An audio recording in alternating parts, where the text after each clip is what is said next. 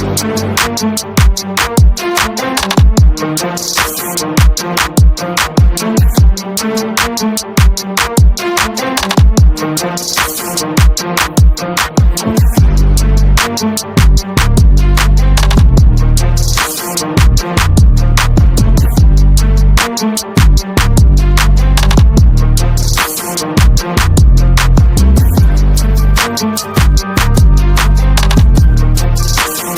to another exciting episode of the Andre The Beast Crayton Show with no other than the After Thanksgiving special with no other than Indiana's own, the new R&B sensation itself, 4CAST. What's up, guys? What's happening? What's happening? What's happening?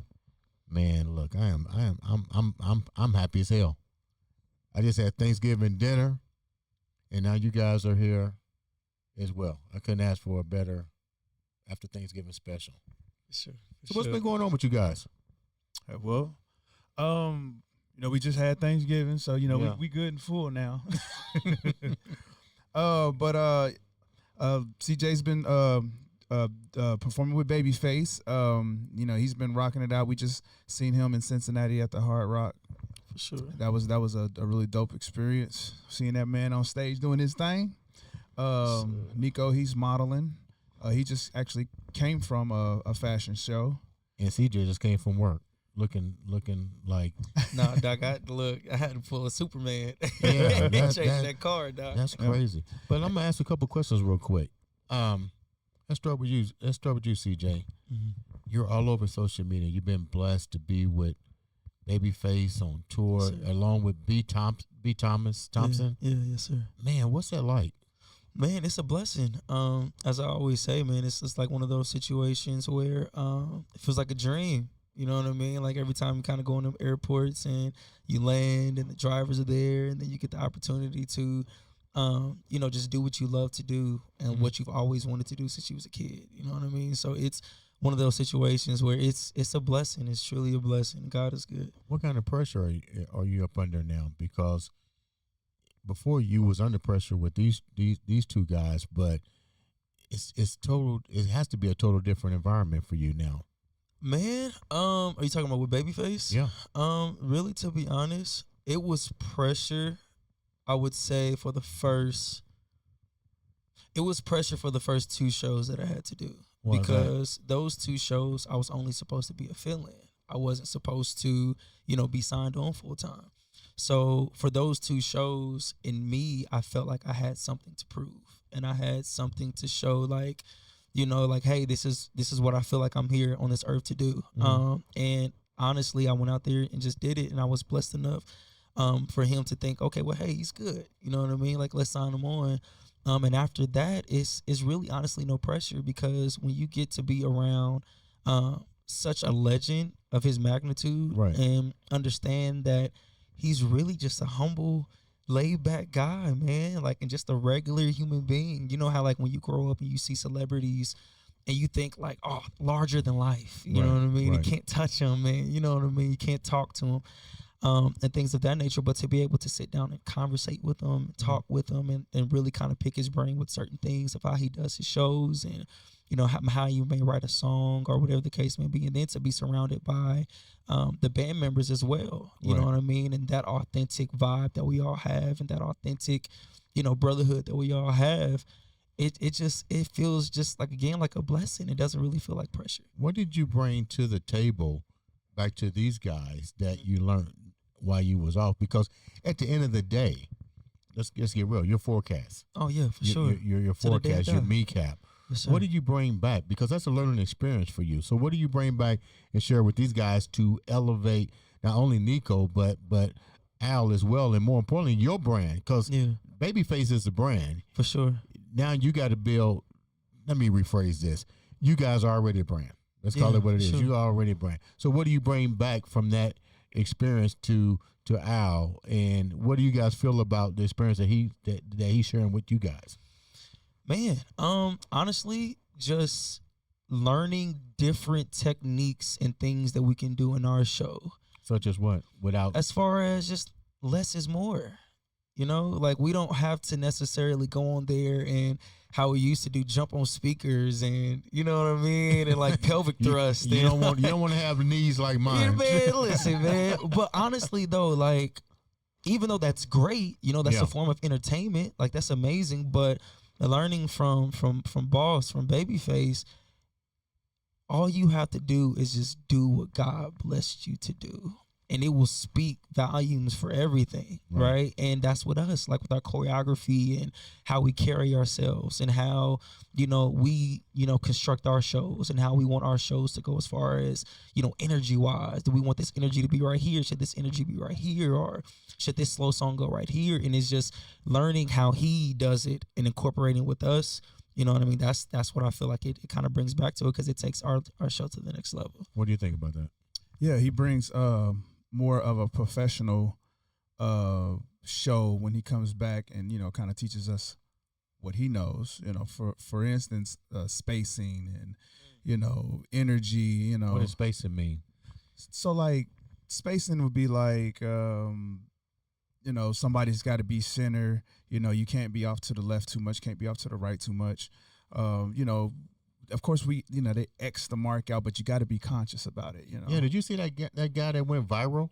That entertainer that's a singer? And He's talking about Lloyd. Yeah. And he spent and fell. Yeah. Man, but that's not his fault. That's not his fault. If you watch the video and watch it slowly, his like the front of his toe is like really long. Yeah. And he clipped it. He just didn't bring his foot far back. Yeah. But then also, you got to think, being on stage in front of hundreds and thousands of people, that adrenaline and that energy gets to going, and sometimes you don't think about the space. Has that ever happened to you guys? Don't lie. Oh, man, yeah. Really? Listen, you guys fell on the stage? No, I ain't never fell on the stage. But I've had things happen. Like what? Things happen. Doc, tell him, man. You want me to tell him? Tell him. Nah, we was on stage one time. Man, you really want me to tell you this? Hell yeah. I mean, heck, your boy just went viral. I think we was doing the show one time. I'm not gonna tell you what show it was because I don't want nobody to go back and watch it. But my pants split. What? My pants split. We was doing some choreography, and yeah, I think I dipped down, squatted down, and then I heard that initial. Yeah. You would never known though. Did you keep dancing? Oh, absolutely. I finished the show. Nobody knew it happened. Nobody knew it happened. The only people that knew it happened were the guys on stage. Because I was telling them like, yo, I knew because he couldn't move. You know? So we had to change like the whole choreography at that point. And it at a drop of a dime. Really? That's crazy. Let me ask NEKO a question. He's so quiet. How y'all get him in the band? He's too quiet. Man, NEKO not quiet, man. He ain't quiet. No, he's not quiet. Yeah. How do you feel about being with these guys? It's a amazing experience, honestly. Like, I learned a lot from them as both an entertainer and a man because they're both older than me and they've experienced things that I haven't experienced in life yet. Like, for example, CJ with Babyface. That's being connected to something that's bigger than anything that I've gotten to experience musically. And it's so close and personal. So when I am able to learn from him, it's, you know, you're learning things that you would just pick up from watching on TV from the source. And then with Al Wayne, you know, he's such a professional in everything that he does. And the way that he carries himself as a vocalist, that's something that you can learn from if you really want to. It's like I've even asked him, like, can we do some training? Like, you know what I mean? Let's do some vocal coaching. You know, he's not a vocal coach, but knowing that he's able to do what he can vocally, you can really learn from that if you really want to. And I think that, you know, that's been the biggest takeaway from being in the group with him is I've been able to learn about myself as a performer, entertainer, and an artist. What was your life like prior to getting the call from these guys to come and join the band? What were you doing in Florida?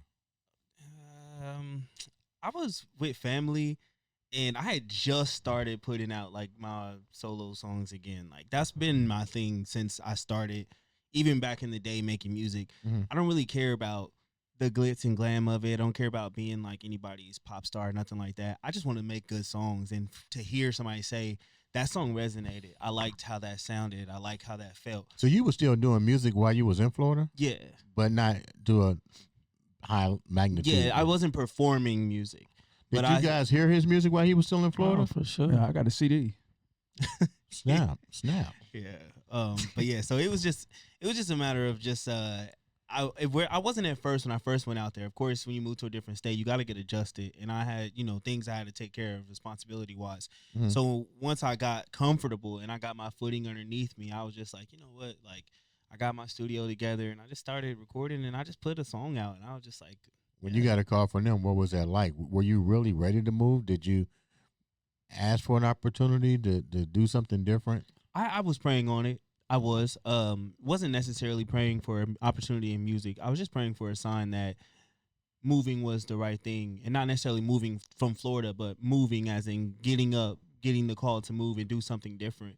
And so I had prayed. I had a really great breakthrough, and it was the next week after CJ called me and was kind of talking about my group. They just want to. You must add have another you member. must you know what? Let's be real. You must really value these guys. Oh, I do. To for sure. get up and leave on a whim and start life all over again. You Yeah. must have a lot of faith in these guys. Yeah, and also I have a lot of faith in my God. Like, I don't want to impose my beliefs on anybody, but I believe that, I'm an anointed person. If I pray for things, I'm going to receive them no matter what the timeline is or how that works out. If I pray and say, hey, I need guidance, I need to know what to do, and then I get a call saying, here, come do this, and then everything lines up in order for me to Well, do who it. did you talk to? I mean, I'm just not going to just get up because CJ say, hey, man, come and let's sing with me. I mean, who are you talking to? What did your family say about it? My family, I'm not one of those people that have the biggest support when it comes to entertainment from my family. So it was more of like, hey, if that's what you want to do, go ahead and do it. All my confirmation came from me here. It was really just, okay, well, I cannot do it, but will I regret that? Am I going to sit back and Well, you're think, still what if I young. would've Why done it? not? You're still young. Go Yeah. out and do it.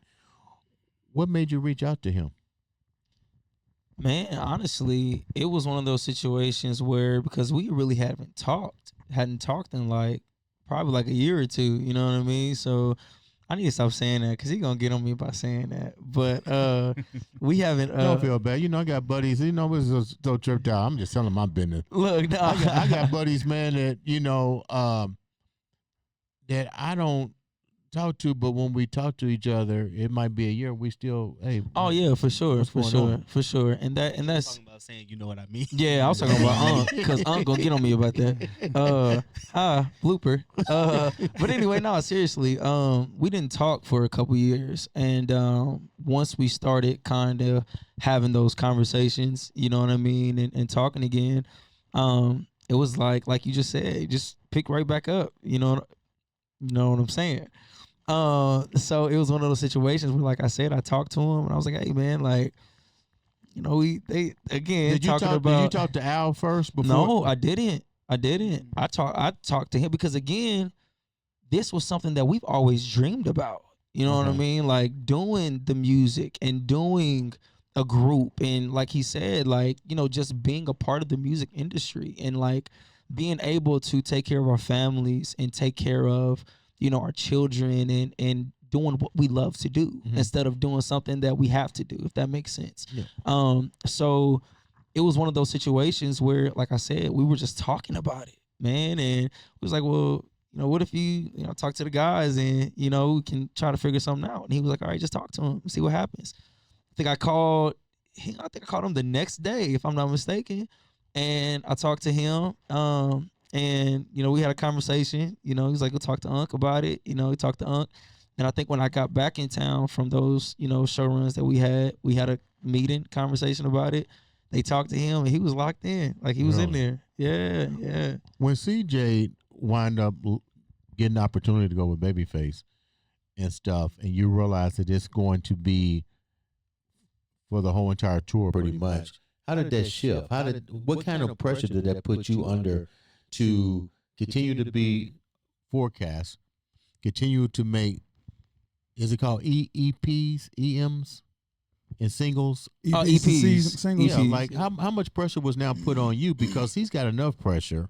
How much pressure was it for you to bring NEKO up to par, still be able to perform? Because let's call it what it is. You wind up getting an opportunity to perform and some stuff by yourself too, because I be on you guys on social media. I'm like your godfather. I be following you jokers. So it's never pressure, because it was always reassured.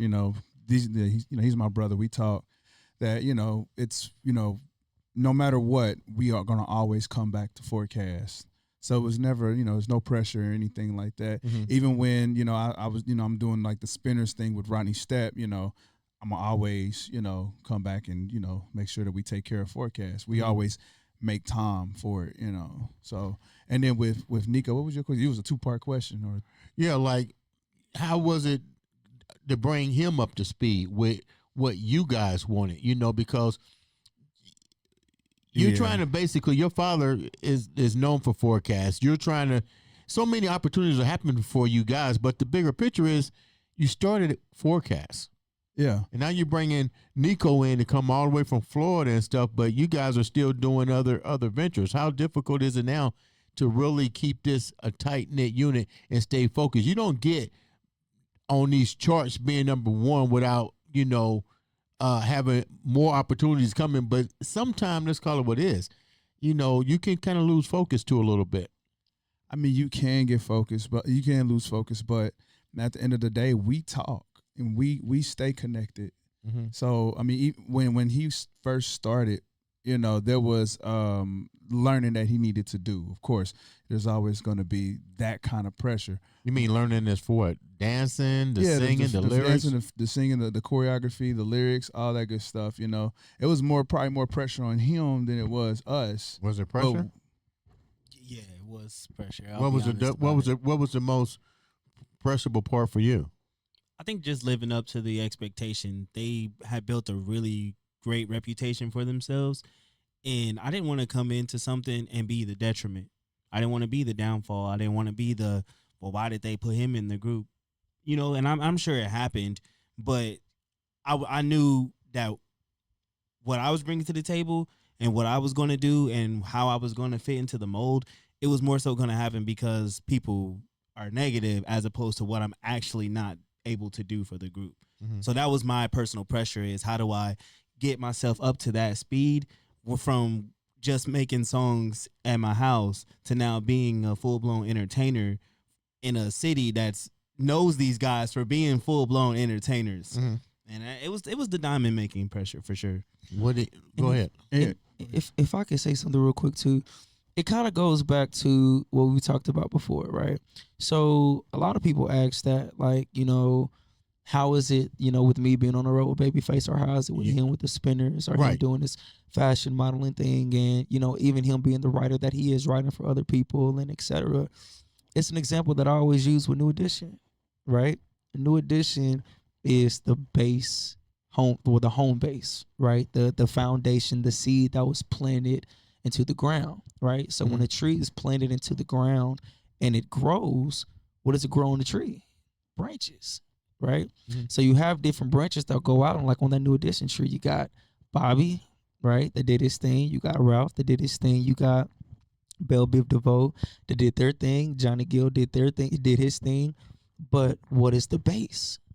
They New always Edition. came back. Yeah. Always came back. So it's the same with us. It's no difference. For what we're trying to build, and I've always said this, and I know they definitely agree with it, we're trying to build something that will outlast us all. You know what I mean? We're trying to build something that will create generational wealth, where our kids will grow up and their kids will grow up and will be taken care of for the rest of their lives, just for them to know, like, hey, my dads was out there doing what they love to do, right? And they were out there making moves. So that's basically what it is. 4CAST is a seed that was planted by Al, of course, Pops, but then Al, took over it.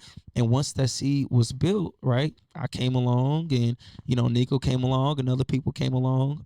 And, it was one of those situations where the branches go out, but the base is still 4CAST. So it doesn't matter what we do, 4CAST is always going to be the home base. Always. What do you think the problem is with today's artists? I mean, some people will listen to this and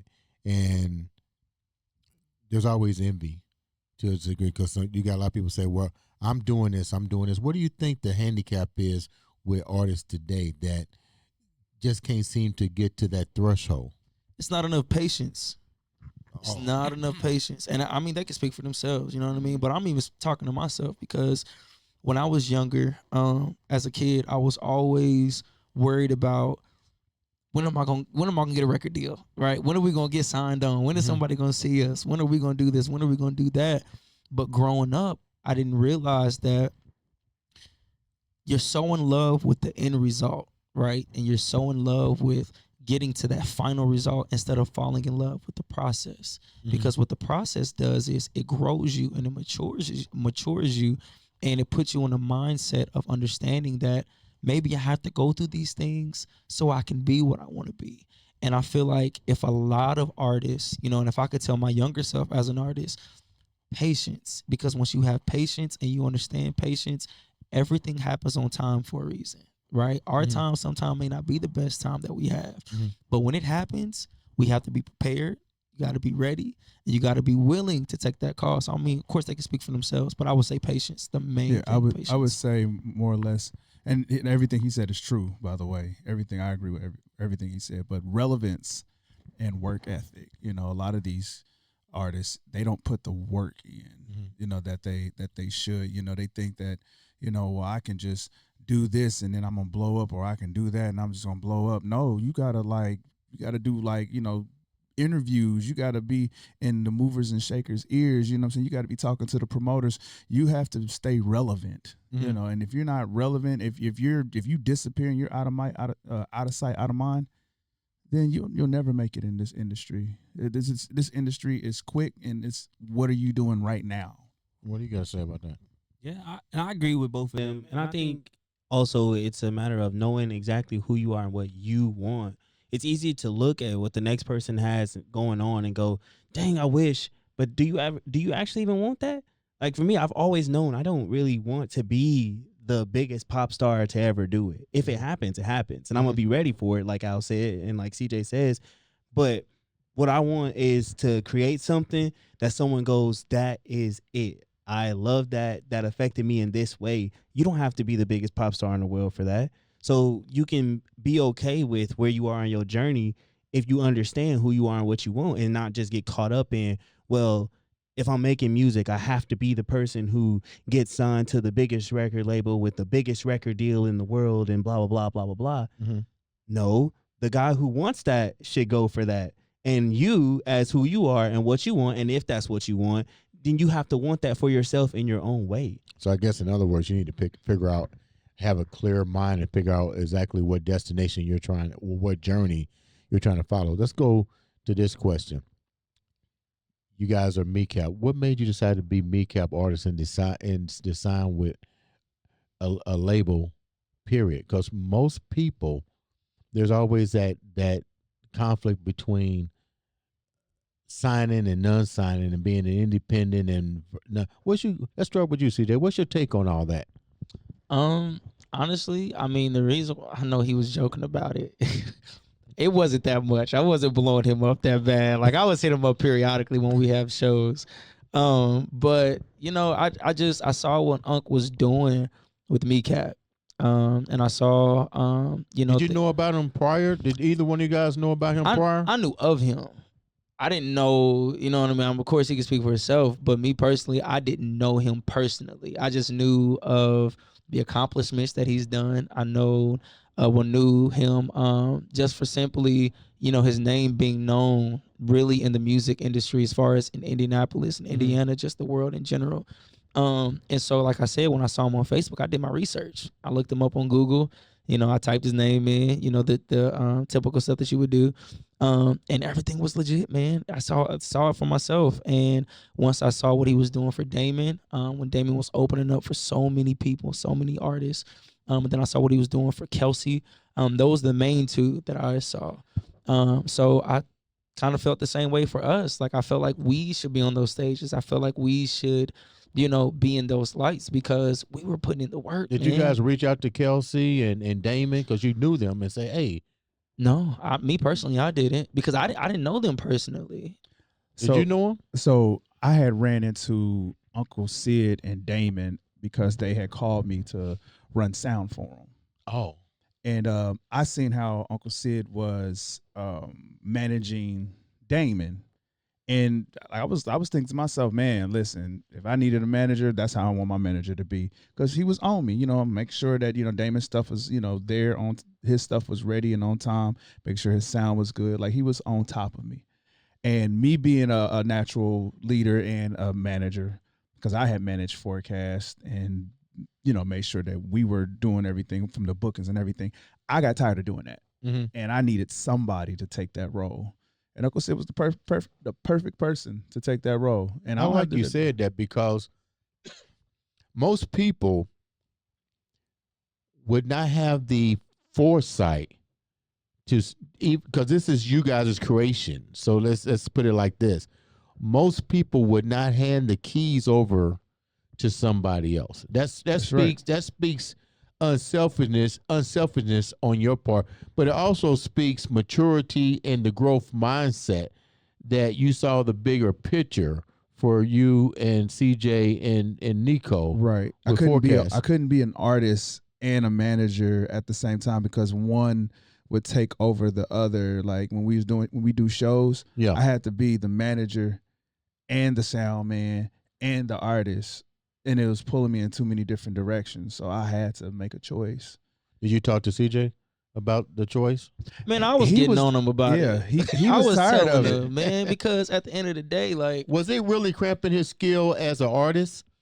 Man, to be honest, and I'm just to be completely candid, I feel like it did take away from that, because his focus should have been on just singing and performing, because I mean, all vocally, we all can handle our own. We can all do our own. You know what I mean? There's no question about it. I will put us up against anybody. You know what I mean? But Al's vocals, man, it's different.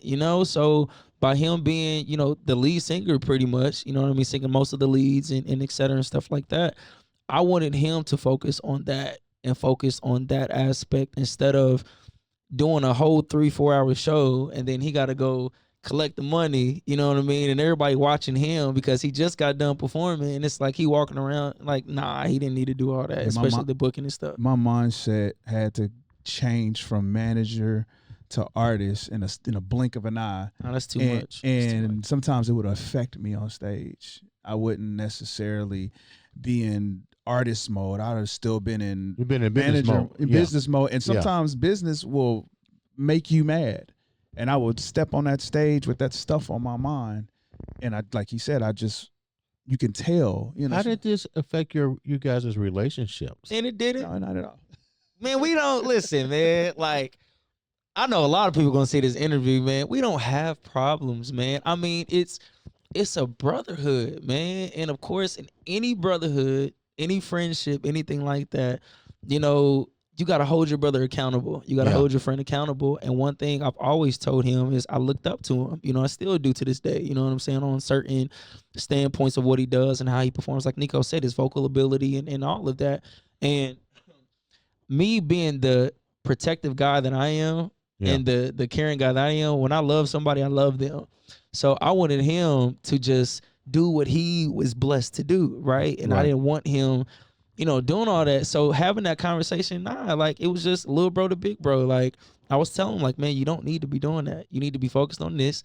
We're going to do this choreography, give this to this person, give that to that person. Of course, there was some resentment because 4CAST is his baby, right? He groomed it and did all that. But I feel like the more and more time progressed and the more that we kind of got locked in with who was around us and who we had around us, he kind of let the reins up a little bit. And then once Unc came, you know what I mean? That freed him up completely. How did you approach Unc to take over? We all, just sat down and had a conversation. I talked to him about, what my visions and goals were with 4CAST, and, what, I let him know exactly what I was doing. And he was like, oh, no, listen, I'll handle that. I'll do this. I'll do that. You don't have to worry about that. You just focus on being an artist, and he'll take care of the rest.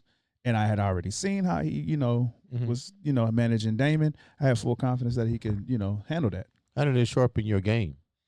It did, man. Listen, I was able to, focus on, being a lyricist. I was focused on my body. I was focused on, vocal ability. I was able to focus on just the overall show. And now, I feel like the show is a lot better. especially with CJ being on with Babyface and bringing all that back. I'm so proud of you guys, man. I mean, it's almost like a Cinderella story, but what it shows is the brotherhood that you guys got together. Even with NEKO coming all the way from Florida to here and seeing the vision. Now you're even doing something. You're with Rodney Snaps now. Right, Rodney Step, yes sir. Step. Yeah. Yeah, we're doing the Spinners tribute. I'm surprised I didn't get a role in it. I told Rodney, I'm surprised I didn't get a. Could it be? Hey, no, but listen, they're amazing though, man. Like they are amazing. They sold out Hendrix Live that you guys were at. Yeah, we sold out Hendrix Man, Live. that show was phenomenal. How did you like getting the opportunity to perform with a legendary group like that? There's not a song that you guys weren't even born yet. I know every single song, dude. Man, it was absolutely amazing, man. And in some of the songs I didn't even know the Spinners had done. Which one, like Sadie? Sadie, don't No. you? I knew that they did Sadie, but it was the one song. One of a kind. Yeah, One of a Kind. Love of Annie. Yep. I didn't know that was the Spinners. Really? No, I did not know. I didn't know exactly who that was. I'd heard that song. I heard a lot of Spinner songs, but a lot of those songs I was like, oh, that's the Spinners too?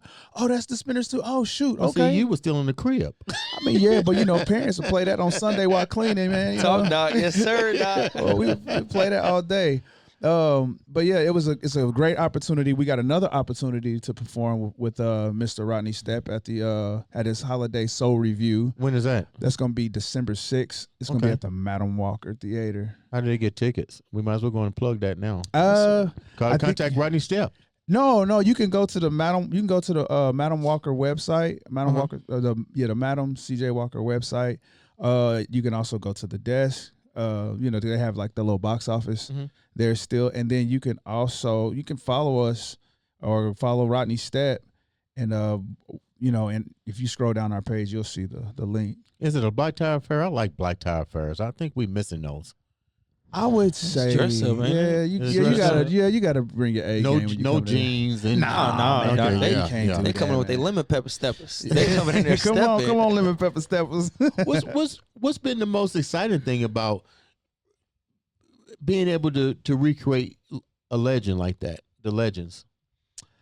Repeat that. Like, what's it like for you to actually get the opportunity to re-showcase these legends? It's an honor. I've learned so much about the Spinners. That the dance moves, the dance moves.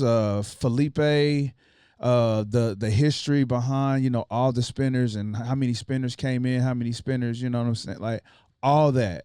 I got to learn all that, and it's very special because I believe that we are the only Spinners tribute here in the United States. Really? Yep. So there's gonna be plenty of opportunity. Just stay tuned. I can't really speak on it, but absolutely, yeah. What's it like to see your fellow mate getting this opportunity, guys?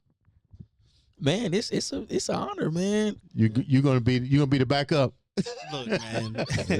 whatever they need me for, right? I'm there. It's just great. It's for both of them. I think I'm probably the best to answer that question. With CJ first, I didn't really know what 4CAST was or like what anything was going on. I didn't even know he was performing with Babyface when I was in Florida because we hadn't talked in a while. So that was the first thing I had found out about, and I was just like, "What?" I remember when we was in school, like people would always make fun of him for wanting to make old school songs or old school inspired songs or liking the greats and the legends and stuff like that. I'm like, look at that man. And now you gotta pack your bags. Yeah, right. So then, so being able to experience that and watch that, blossom, man. I'm one of those people that's like, it take a lot to get me to hate on you. So I'm not gonna sit here and be like, no. I'm like, this is amazing. Yeah. Like, you are awesome for being able to do this, and it's awesome I get to know you while you do this. And it's the same thing with Al now because I really don't know much about the Spinners. I'm not gonna lie. You guys keep saying that, man. We're gonna put a trivia question together. Like, I don't know much about the Spinners, but I know that when you're selected to get to represent greatness, legends, it's for a reason. Yeah. So it's amazing getting to see him grow in that and being close to it. Let's toot your horn a little bit before we wrap up. You're modeling now. Yeah. First time. A little bit, yeah. That hair gets them. Talk your stuff, boy. The hair, yeah, that hair gets the hair, the skin routine. I started doing this little Korean thing, and it was, What was that like for you? It was amazing. It was insane. It was crazy because that's not something I ever really considered. One day, were you scared? No. It's like if you can pelvic thrust in front of people whose names you don't even know, like people's mamas, aunties, grandmas, grandpas. It's like you can walk on a stage and some nice clothes. You know what I mean? I think the most interesting part of it was, like I was gonna say, the fact that I never thought I'd be doing something like that. Yeah. It's like I've always known I'm an attractive guy, but modeling just seems like such a taboo thing to the average man. So it's like when Al hit me up and was like, "Hey man, have you ever thought about modeling?" I thought he was joking. I thought he was just hyping me up. You hit him up about modeling? Absolutely. I hit him up about modeling. I was looking at some of his pictures, and I was like, "Man, you would be a good model, man." He got the height, he got the look, you know what I'm saying? He got the hair. He cares about you. He's looking on your social media and going, "You ever thought about modeling?" That's a big brother, though, man. That's a brother. I thought he was joking. I thought he was just trying to hype me up. I'm like, no, who thinks about modeling? He's like, oh, okay, well, I know a guy. I'm like, oh, you for real? Well, okay. Then I leaned in. I was like, you know what? I have thought about modeling, so let's do it. And then a week later, I got a fashion show. Now, not only did you get the fashion show, but you said something earlier. You said you didn't know the name 4CAST in Florida, but they call your name, and all of a sudden you realize you're a big deal. Yeah, that is an interesting thing to live with, because I knew fame was in the cards. Yeah, but I didn't think it would be something I actually had to deal with. Mm-hmm. Like, I always figured, even being in a group, I could just skate by, but nah, you can't just skate by. Nico, what's your last name? Well, my stage name is NEKO VYNEZ. See, that's a Hollywood name right there. Yeah, you know right. What I mean? It was kind of unavoidable. Yeah. I wish I had I said NEKO VYNEZ. That name sounds powerful. You know what I mean? That sounds Hollywood all the way around. It's crazy how random it is. Let me ask you guys this question. Like, you definitely have a brotherhood. Outside of that, like, really, what keeps you guys together? What do you think most groups are missing? Why can't they have what you guys have? Communication. Like he said, holding each other accountable. You can't be scared to talk to your brothers, you know, especially when you're feeling some type of way, because all it does is just fester, and then then the lies start to fester in your head. You start believing in lies and things like that, Mm-hmm. and maybe there's a rumor out there, and you don't, address it, communicate, be transparent. That's what's kept, well, I speak for myself.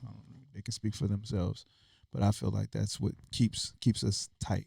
Okay. What are you going to say, CJ? Man, just also simply too maturing and being grown.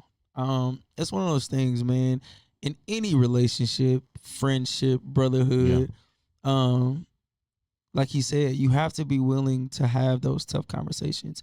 But it's your approach too. I feel like that's a lot of things that kind of can go wrong in a conversation, because, in groups, you'll get that one person who just gets the biggest head in the world, or everybody may be feeling themselves because y'all got success or whatever the case may be. And it gets to a point where it's just like, I'm too good to talk to you, or I'm too good to listen to you, when that's never the case. Like, we all have to have some type of humility and understanding that nobody's big. And that's one thing we do understand. Nobody's bigger than 4CAST. Nobody. Like, we all literally play a role and a pivotal part in this, man, because it's one of those situations where, like Al touched on earlier, I mean, granted, can he, go on and pick out two other guys and stuff like that? Yeah, he can, man. But at the end of the day, it's not going to be the same as the unity that we have, because it's one of those things where the work that we done put in them headquarters, them late night rehearsals, and all of that stuff still sticks. Even with past members, man. Like, it's all love. Like, it's everybody plays a role in what we do, and what the bond and the brotherhood that we have is just. I feel like what's missing in groups is just people being grown and not having legitimate conversations and good conversations. I like what you said. Almost like from the movie The Temptations, Nobody's Bigger. Oh, for sure. Yeah. Absolutely. And he told me that. He Yeah. told me that ain't nobody bigger than the group, because when you get somebody that's bigger than the group or think they're bigger than the group, that's when the group goes right downhill, man. And ain't nobody got time for that, man. We all need each other, plain and simple. We can do it by ourselves, but do we want to do it by ourselves? You know what I mean? Mm-hmm. My last question. You guys just released a beautiful ballad. What was that like?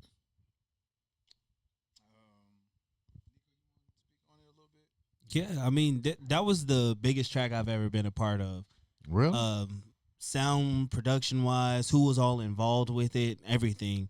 So I think for me, and I think for all of us, hearing ourselves sound that good and that full and that big, it was magic. I say it's like the bridge when we all are doing the background vocals. I feel like it's like angels Like in he a grinning choir like crazy. singing. Here you go. Here you go. I feel like it's like angels, like, because it's just like the harmonics, the way everything just blends together, and the way we all feel, and the way it sounds like we all feel when we're making that song, like we understand exactly what we're singing about.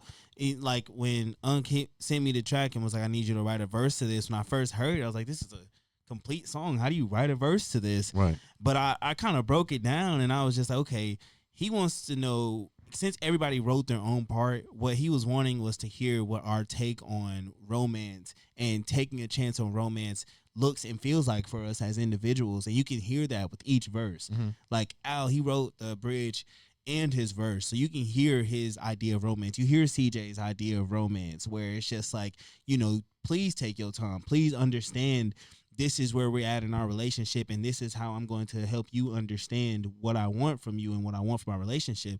So going into my verse, I'm like, okay, I'm not necessarily talking about what I want from you in this relationship. I want you to understand where I'm at as a man and what romance is for me in this place of maturity and in this relationship, and who I am as a man, what romance is for me. When you put all those elements together, man, it's a silky ballad. It's a powerful ballad. Y'all gotta check it out. Y'all haven't Right. already.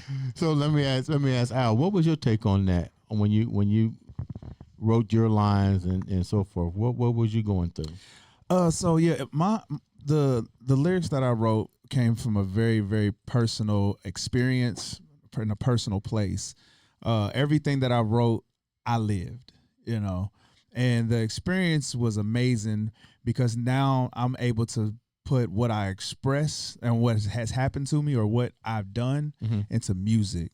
And that's what music's all about, because I'm sure people can relate to, our lyrics, the stuff that we've been through. So yeah, it was beautiful, man. Like he said, it's a beautiful, beautiful ballad. All right, CJ, you wrote your lyrics. What was you going through? Oh man. Take a chance, take a chance. Listen, honestly, I wasn't going through nothing personally. It was just like he said, like being able to write a song. That Who comes was the song idea before you finish it? Actually, it was Unc, wasn't it? Unc came to us with that. Yeah, Unc came up with us. Anthony Nutbush came up with it. Shout out to Zoomies. Both of them kind of was sitting on it. Okay. For sure. But yeah, man, it just like when he kind of gave us the song, and like Al said, it's just writing from a standpoint, because again, in today's music, especially in R&B, like people are not willing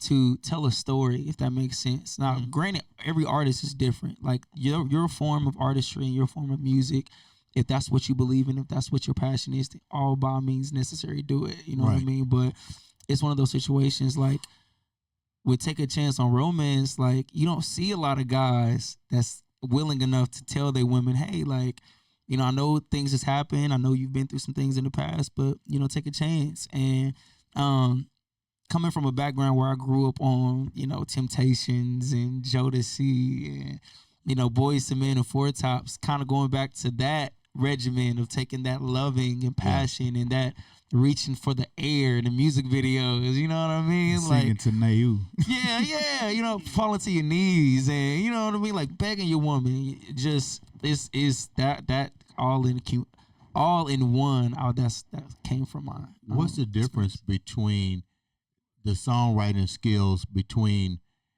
that particular ballad and the other ballads that you guys have put out? I became more seasoned as a writer. Okay. You know, because I was a novice to it, and that's not the first song that I've written, but it is the first song that I can hang my hat on and said that was a complete work from start to finish. Because you can see the difference in, I would say, maturity from "Girl You Good" to that one. What do you guys think the difference is between "Girl You Good" and "Take a Chance"? My personal opinion, "Girl You Good" is a very beautiful song. It's an amazing song. I think what's different though is with "Take a Chance," we kind of had more leeway in it, if that makes sense. Like we wrote our own verses, and we wrote from a personal experience versus singing what somebody else wrote from their experiences. Now, of course, we dealt with the same thing in "Girl You Good," you know, when we was doing our shows and all of that. But with "Take a Chance," I feel like it was more of, like Al said, kind of giving us a perspective of writing from a personal standpoint and really writing from, what we've been through or what we're dealing with or whatever the case may be. What makes 4CAST different? This will be my last two questions. What makes 4CAST different? We've seen a lot of groups, Jodeci, the Temptations, Enchantment, the Spinners. We've seen all different kinds of rhythms. What makes 4CAST different? My personal opinion, we were able to bring the past, the present, and the future and put it into our music. So we could write something and it can be, it can sound old school. We can write something that can sound new school. And then as far as our the way we perform, we perform. It ain't no plaything when it comes to us. Like we put performing just as much at the head, just as much as actually writing a song. Now we know what's going on with you guys with other events. You're doing the Spinners. You're with Babyface. You're doing modeling. But what's next for 4CAST? What can people expect to hear from you guys next? We'll plug the shows. I mean, we have a show coming up on the 5th of next week, or the 5th of December. We're doing a versus battle with the Tony Bryan Band for Geno Shelton. And then, as Al stated earlier, we're going to be doing the Holiday Soul Review. And are we allowed to talk about the EP? You can mention it. Yeah, you can talk a little bit about it. Okay, so we're putting together a little EP, kind of doing a revamp of some gems and putting some new ones together for everybody. So we got some new music coming out in the first quarter of next year. So stay tuned. And some good shows next year as well. We can't say too much, but some good shows. Local? Well, you can say local. Nah, listen, I ain't gonna get in trouble. You ain't gonna get me in trouble. We don't want to get in trouble. Just tune in and follow you guys on social. How can the guys follow you guys on social media? Well, check this out. Listen, you can follow us on Instagram on our new Instagram page, the number 4CAST _RNB, the number 4CAST _RNB, and then as well you can follow us on Facebook at the number 4CAST, the number 4CAST. And then follow us on X, formerly known as Twitter, at the number 4CASTHFM. And then reach out to Uncle Jams for any bookings or anything that you guys want to do with 4CAST. I got one question to ask. I love Grace with 12. What was that like for you guys, man? And such a powerful song. I remember when I first played it on the iambeast radio station, I was like, first, I didn't want to listen to it because it said Grace. I was like, oh, my God, I don't want to listen to it. And then when it came on, I was like, OMG. What was that like for you guys? Like, what was, when you got the music given to you, the words and so forth, what was that like for you guys? Well, didn't we write some of that? Yeah, we did it in Unk's Hotel. Yeah, he called me. He called all the 4CAST.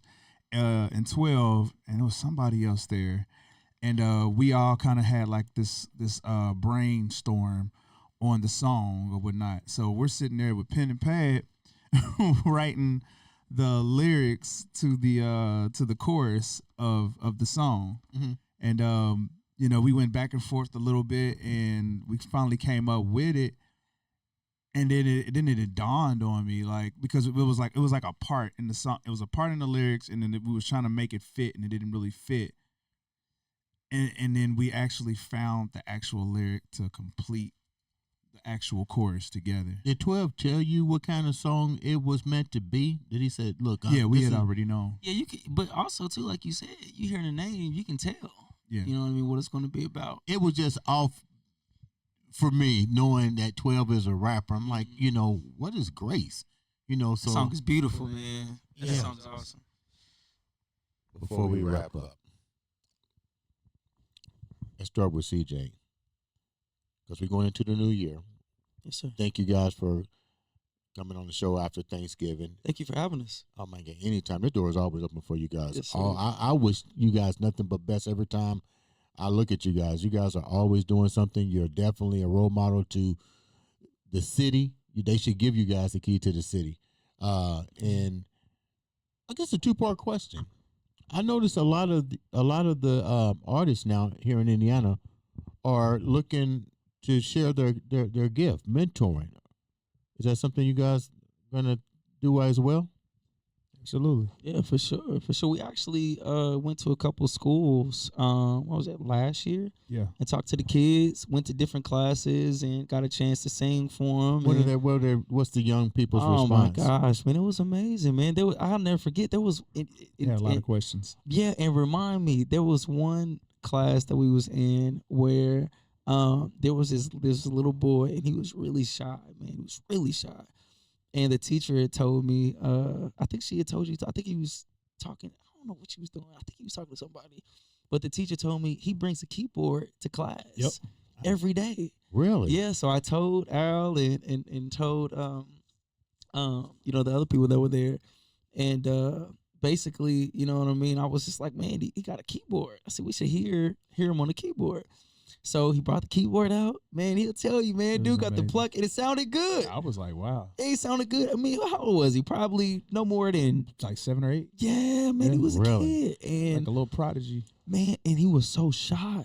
You could tell he was just so shy. But then when he started playing that piano and saw our reactions, oh man, he loved it. Confidence. Yeah, the confidence went crazy. So I would say, yeah, we would definitely love to do more. So they can still reach out to you guys that way if they, always, you guys can make guest appearances at schools and mentorship. Always. I think they reached back out to us one time, and we was not able to do it because we already had prior engagements. But I'm sure they'll reach back out eventually.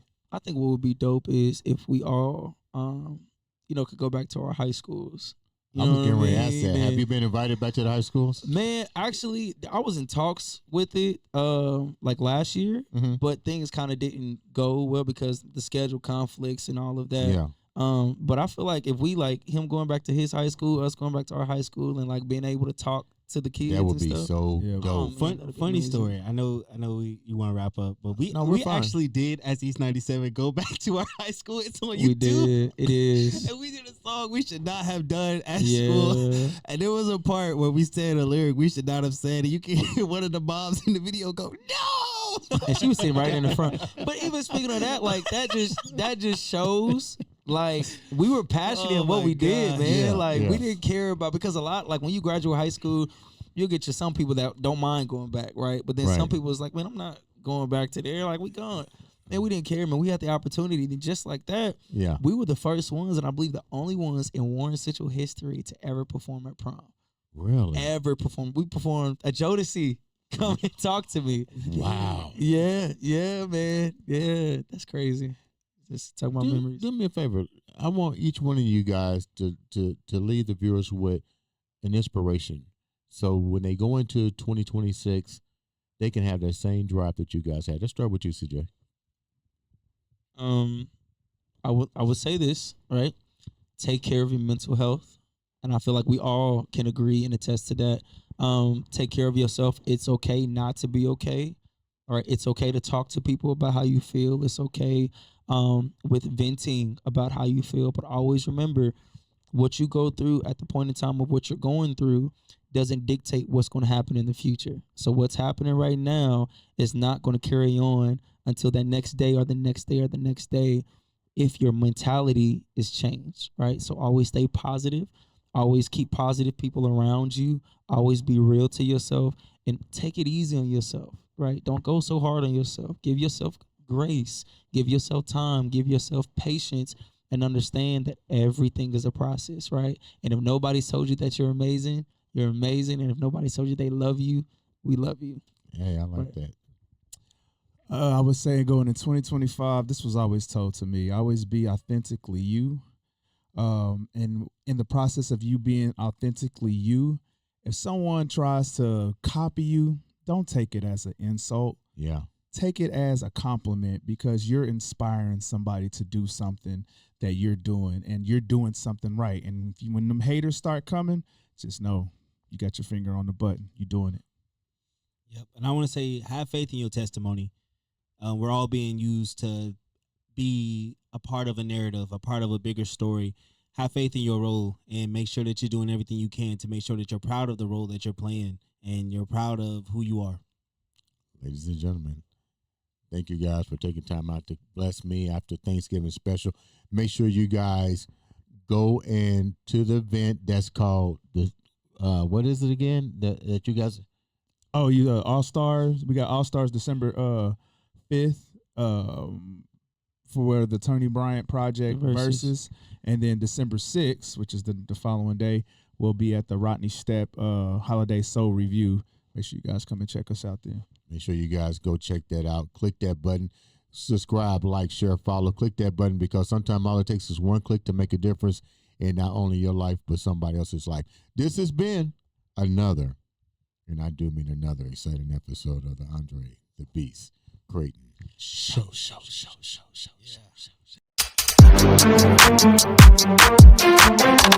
Yeah.